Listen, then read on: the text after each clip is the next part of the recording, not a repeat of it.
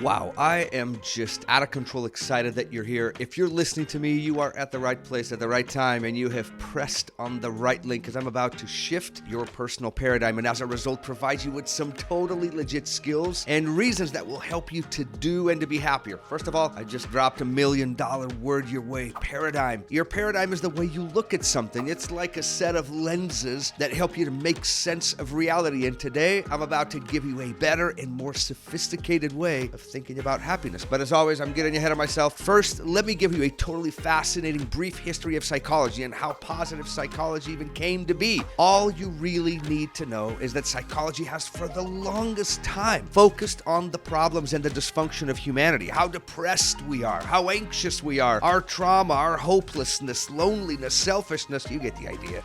Now, this is important because, in a way, that focus has helped to relieve suffering. Kind of like when you break your arm, right? You go to the hospital to get your arm fixed. Well, psychology has been focused on helping people recognize these challenges and then to help people feel less sad, less anxious, less insecure, etc. Positive psychology, on the other hand, is focused on the positive side of human nature. It's focused on how to think and live in an extraordinary way, because it's one thing to help someone feel less sad and a whole other thing to help someone live deeply and to suck out the marrow of life. Think of it like the difference between going to the hospital to fix that broken arm and exercising to get you jacked. One is focused on fixing, the other one is focused on building. Positive Psych is here to help you become a more positive, optimistic, hopeful, confident, and mentally jacked. Know what I'm saying? One of the paradigm shifting ideas that I'm going to teach you is how to create a happiness advantage in your life. Perhaps you've been taught that if you work really hard, you'll be successful, and once you're successful, you'll be happy. In a way, people feel like happiness revolves around success. Similar to how people at one point believed that the sun revolved around the earth. Well, at least until Copernicus came along and pretty much blew everybody's minds with the truth that the earth revolves around the sun and not the other way around. In a way, the concept I'm teaching you right now is a Copernican revolution as well. What I'm telling you is that success in your life will most likely orbit around your happiness. Basically, when you're happier, more positive, more optimistic, more hopeful, more grateful, that incredible brain inside that lovely cranium of yours becomes more creative. It learns better. It retains information better. It's more flexible. It's more patient. It has a bigger perspective. It performs better in almost any setting, whether it be in your home, in your friendships, at school, in your club, sports team, at work, etc. I'm telling you, happiness makes things easier. But let me stop here for just a quick moment, because some of you may be thinking, well, Yuri, this is nice for people who are naturally happy. Well, what about me? Yo, you brilliant soul, listen to me very carefully. Your happiness or unhappiness isn't something that's set in stone. It's not who you are. Happiness isn't just about how you feel. Arthur Brooks, a Harvard professor who's been studying happiness like it's his job, because it is, says something super important. He says, happiness is not a constant dopamine party in your brain. It's not feeling happy all the time. It's also not just avoiding pain or always being on or achieving everything on your vision board by the age of 17. So what is it then? He suggests that it's a combination of three things, and by the way, you're going to want to remember these. One, enjoyment. Now, this just means that you intentionally spend your time doing things that feel good and that actually matter in your life. Think about it for a second. If you wanted to sprinkle your life with more things that bring you joy, happiness, excitement, adventure, friendship, etc., what would you do?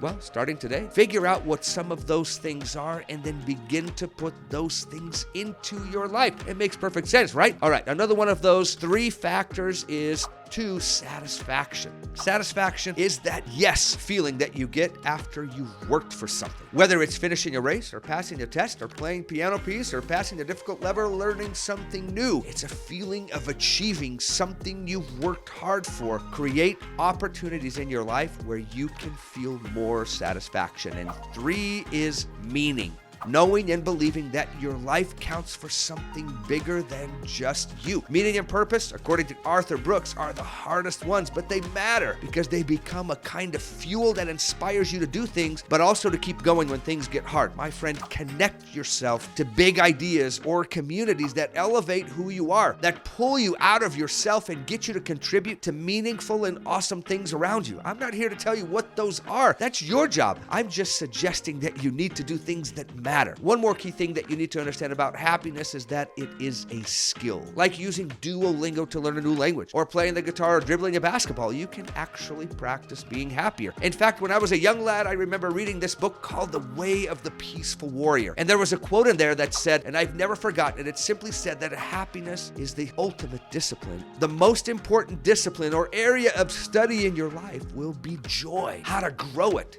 and how to share it. Now listen, I could talk theory and psych all day long. I love it, but I also want to leave you with some of those key skills in specific areas that I want you to work on today, tomorrow, and pretty much for the rest of your life, because what you need to know is this. What I'm telling you right now works. The data shows it, the studies show it, people have done it and are doing it, and it will work with you. So let's get to it. 1, relationships are worth their weight in gold. You ready for a little math? Listen to this. Positive relationships multiply your joy and divide your sorrows. Let that marinate inside your noggin for a second. My hard rockin' amigos, the number one predictor for long-term happiness are positive relationships. So if you've got them, bring the very best of yourself, your very best skills, your hype, kindness, fun, forgiveness, and patience to keep them healthy and awesome. If you're struggling with your relationships, invest your time and your efforts to repair the ones you choose to keep. And in addition, do all that you can to place yourself in the right places, around the right people, doing the right things. Bring that unique and brilliant aura of yours and leave people in situations better than when you found them. And trust the process. One more quick thought. Remember that rejection just means